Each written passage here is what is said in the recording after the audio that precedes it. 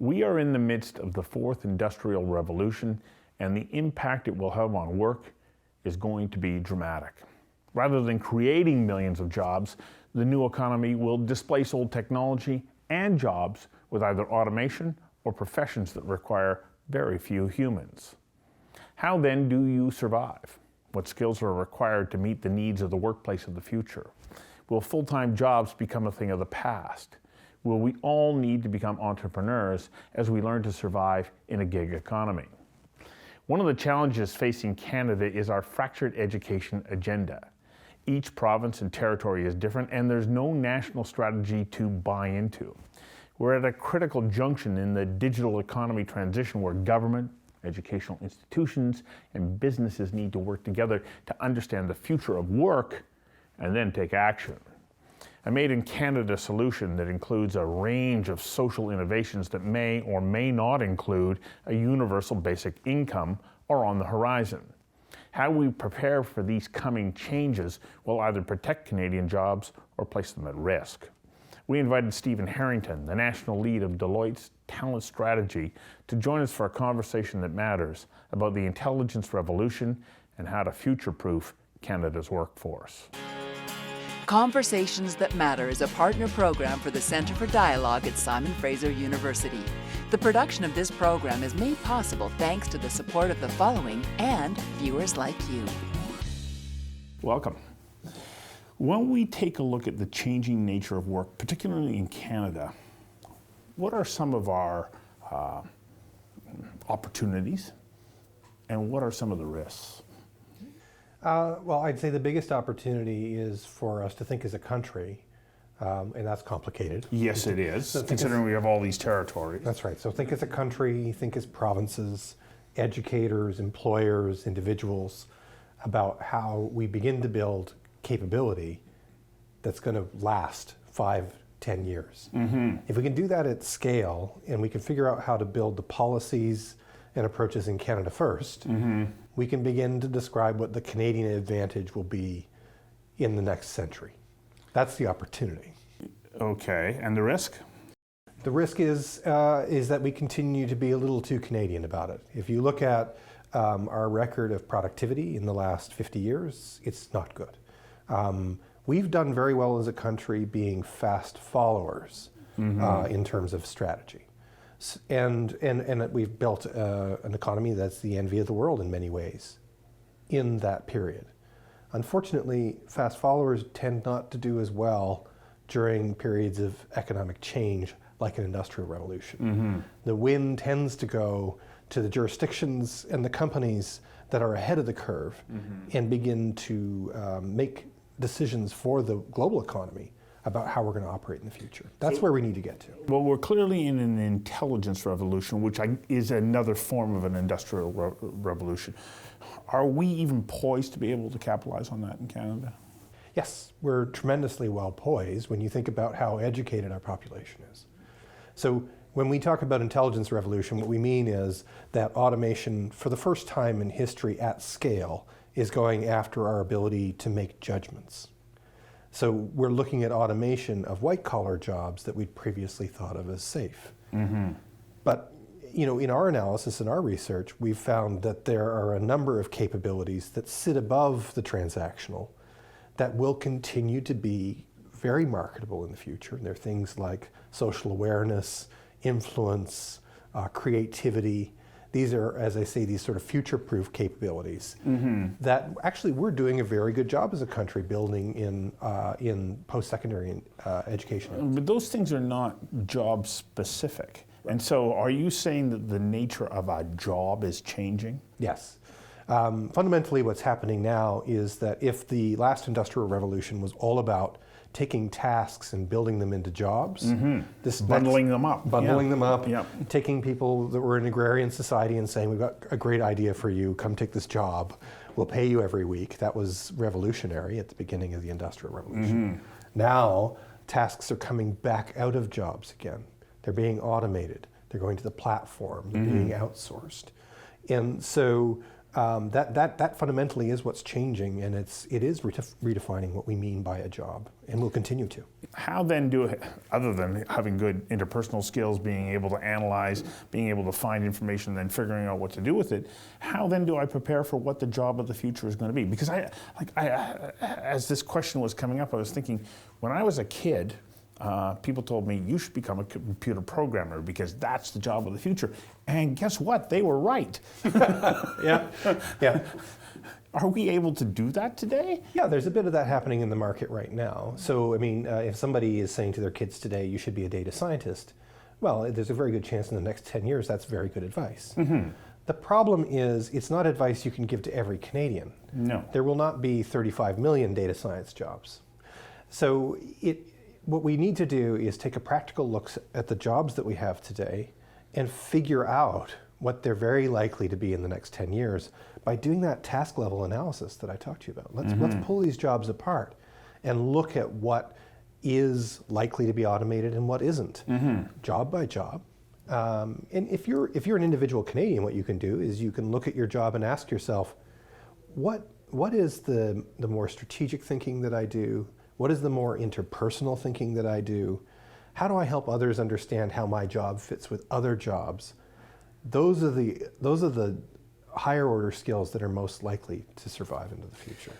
I'm just going to get you to hang on for a second while we take a quick commercial break. We'll be right back. Sorry for the interruption, but I need your help. I'm asking you to support the show by becoming a patron. That means pledging $1 per show. Conversations is a unique program. There's no grandstanding, no arguing, no yelling. Instead, I sit down with people who have unique insights, specialized knowledge, and experiences that inform and enlighten. And we do this on an incredibly limited budget with a very small crew. Well, this is my office, and it's where I edit the show. And then once it's ready, we give it away. You know, so many different websites around the world are carrying this show, but they get it for free. They don't pay us. So I'm asking you to pledge $1 per show by going to patreon.com/conversations that matter. Thanks. We want to keep producing conversations, and with your help, we can. Now let's get back to the show. Are we moving away from an environment where I go work for a company and I can build a career within that company? Am I almost going to have to be, well, an entrepreneur, have multiple jobs over the course of my career? You know, and this gets to something that I think is very important when trying to understand the future, is I think we have more than one scenario before us. There's a lot of things that are going to be decided in the market that are going to answer the question you just posed. There is a scenario in which there's still a lot of what we consider full-time employment and a gig economy, which is sort of where we are today.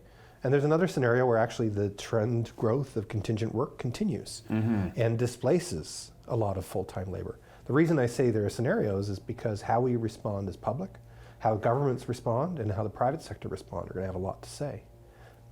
I will say that in the future scenario, no matter what, we talk about something called free agency, meaning that even if you are working for a big company like Deloitte, like I do, or one of the banks, or you're in government, increasingly you'll need to respond as a free agent even within that employment, because organizations are flattening, people are operating in more of a matrix when it comes to structure. There's still this increased need to be able to represent yourself, your brand as an employee, and what you can contribute in an increasingly complex workplace, whether you're full-time or not. With the introduction of our ability to work remotely, the work can come to me rather than me go to the work. That takes part of what I had always understood to be a very important component is interpersonal skills. It starts to take it out of the mix a little bit. Will there not be some kind of pushback by people, because we are social creatures and work does provide us with social environments? How do we deal with that? I think isolation is a really important issue that we all need to look at. Whether it's about remote work are actually how some of the technologies we use today isolate us in other psychological ways. The uptake and the use of smartphones, for an example. And this isn't generational. A lot of times when people talk about isolation, they point the finger at the younger generations. Yeah. But if you've recently been to a retirement home, I've never seen more iPads in my life. This is something that's happening to all of us. So I think we need to look at the isolation issue very seriously and figure out what are the new forms of social interaction that might need to fill the gap that we've counted on private and government institutions to fill in the past. You see some of that experimentation with people opening offices that actually are being housed are people who are independent workers. So instead of working from home, they're still working remotely, but they're going to work with a bunch of strangers to get exactly what you're So they can go to the coffee machine and have a chat. Exactly, they can talk about Netflix. Huh. So in your paper that looks at like the future of the workplace, you have 8 different archetypes. Yeah. Let's go through them a little bit. What are they, and why is it important that we understand what those archetypes are? Yeah, well, and I think it's important to understand why we did that work in the first place. We wanted to build sort of a view of the jobs of the future, but we were in the end no better at that than anyone else. I think for a while we had on the board some jobs like digital life coach. It sounded really cool, but we had no way of proving that that would be a job of the future. And then with a lot of the predictions of jobs of the future, people are predicting jobs, but they tend to be very isolated from the rest of the market. In other words, you can imagine hundreds or thousands of people doing that job, not millions of people doing that job. So instead, what we tried to do is describe what are the capabilities that people are going to need to have in the future to be successful. And we wanted to tie that back to the jobs of today. To make that accessible, we did the analysis of taking those jobs of today and putting them into the 8 buckets, those archetypes that we described. One of them, for an example, is called the Guardian.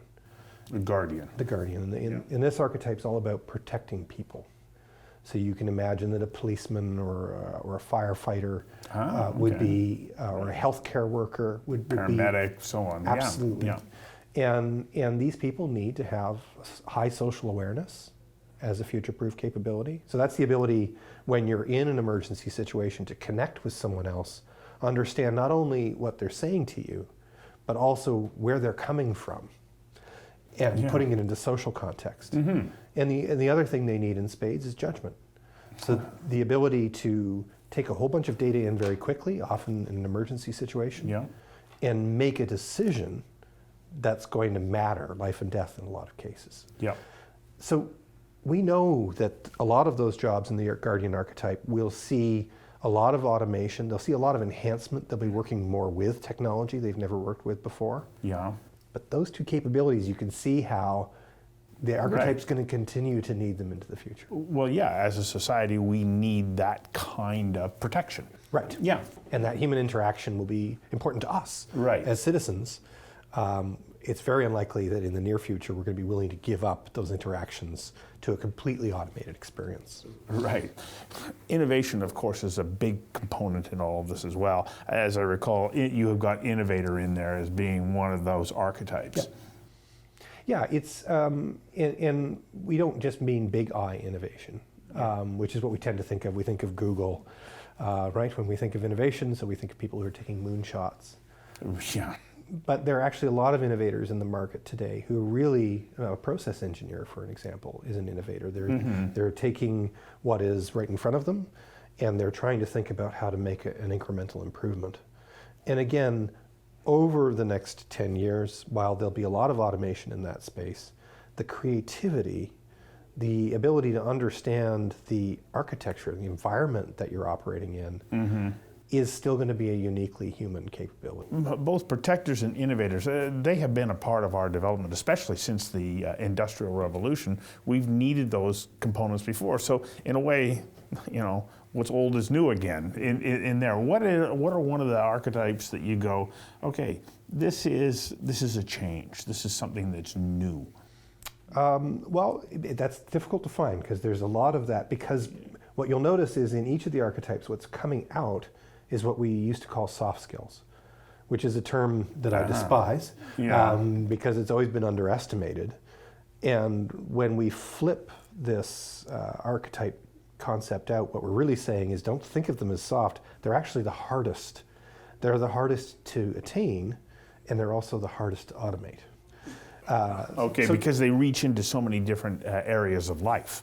And they're about complex human interaction, the very thing that is the most difficult to automate. So if you look at And so that's how I can future-proof my job a little bit, by being more human. That's right. Yeah. Well, and that's an important point, because I think it underlines the opportunity in what's happening to the economy.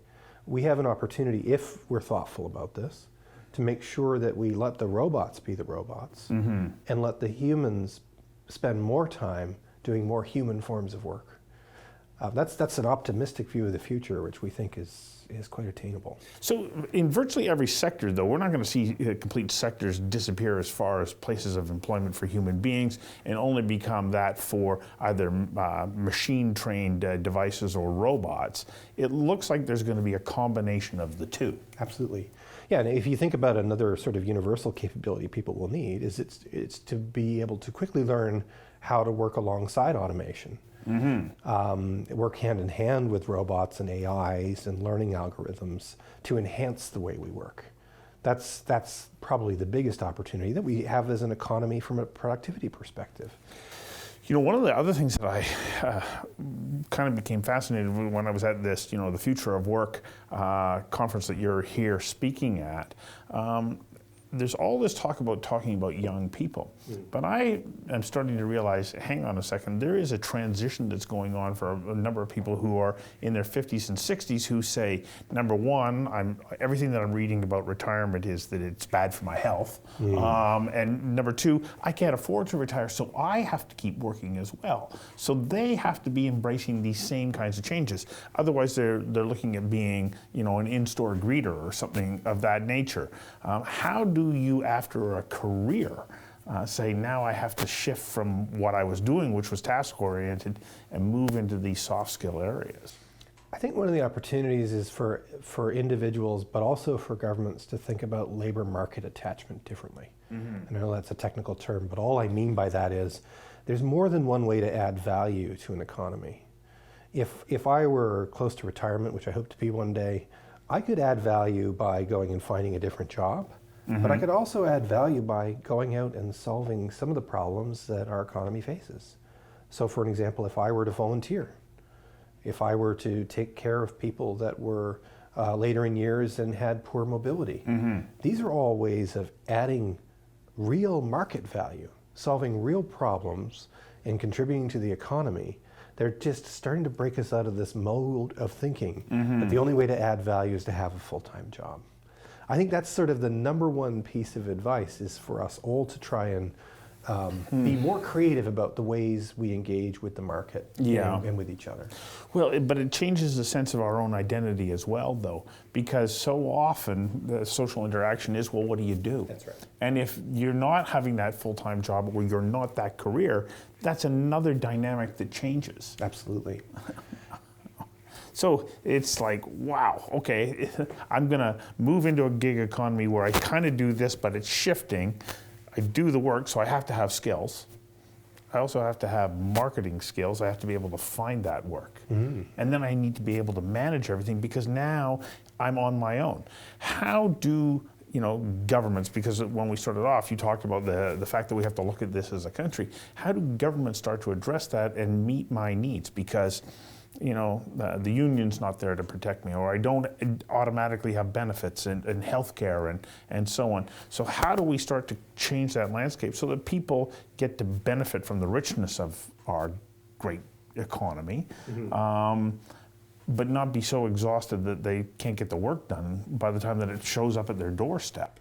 Yeah, so quickly, I think there's sort of three things that government needs to do. And one of them is just have a conversation with the public about the future of work. But we don't seem to be having that conversation, do we? I think it's starting to happen. Yeah. I will certainly say that our clients in government are thinking deeply about this subject, but I'm talking more about a political discourse where Canadians get to take part in a conversation about what the future of work is going to be, which is really just saying we need a new social contract. And we need to have that conversation. And that is a democratic conversation. That's not a conversation that should be decided by the private sector or by government themselves. The other thing that government can do is begin to think about the economy of the future. One of the things we have to do is stop thinking about this sort of knock code view, and knock codes are the numbers that are associated with jobs. So stop thinking about a job market the way we traditionally have been, and start thinking about a task market. And that will fundamentally change the way governments think about an economy and the way they retrain people, which is a lot more future focused. It's going to have a dramatic impact on their ability to collect taxes as well. Because if you work for an organization, the government's collecting your tax, your employment against your wages at source, and now they're not doing that, it's going to have a big impact on how governments function. We've already seen that challenge with governments trying to find their revenue stream with platform economies, sometimes with success and sometimes with less. Absolutely, there needs to be policy. But not just revenue collection for what? What is the social safety net of the future? As you probably know, oftentimes in the future of work discussion, conversations about universal basic income will inevitably creep in. It's because, and that was sort of my last point about what government, and this is actually a challenge for everybody, the private sector as well. Once we understand the economy differently, we have to look at multiple scenarios for how the future might turn out and prepare our organizations in our country for multiple outcomes. This is sort of to get unfrozen. Right now we're stuck. Right. We want to know what the one view of the future is before we set policy. So that requires pretty agile thinking and an ability to move quickly, which is, I think, the antithesis of most government initiatives, because they're afraid to make mistakes. Yeah, and part of that is our fault. Well, we demanded of them. That's right. So this is a conversation we're starting to have with government, and I think it's sort of an education piece we need to do as citizens. If we expect governments to meet the challenges of the fourth industrial revolution, then to your point, they need to be agile. They need to start doing what the private sector is doing and rolling out and experimenting with solutions and sometimes failing. We as citizens have to give governments room to do that if we expect them to respond. Heaven forbid that we should do that. I don't know that there's much of an appetite for it. So, to wrap up, we are in the midst of this already. This is not something that is the future. It's already happening because we see machine-based learning accelerating at an incredible rate. Artificial intelligence isn't that far away. Is the singularity around the corner? So, here we are. We're in something that I think we all have to pay very close attention to if we want to be able to survive, not only as a country but individually. Yeah, you bring up a very important point. Our analysis, Deloitte is an analytical firm, is very much grounded in the technologies that we're seeing on the ground today.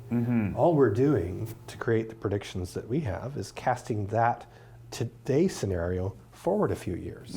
It means that technologies that are already hitting the market, like robotic process automation, we just look at how that's very likely to unfold over the next 10 years. That is the challenge of the future. Thank you very much for doing this. Appreciate it. Thank you.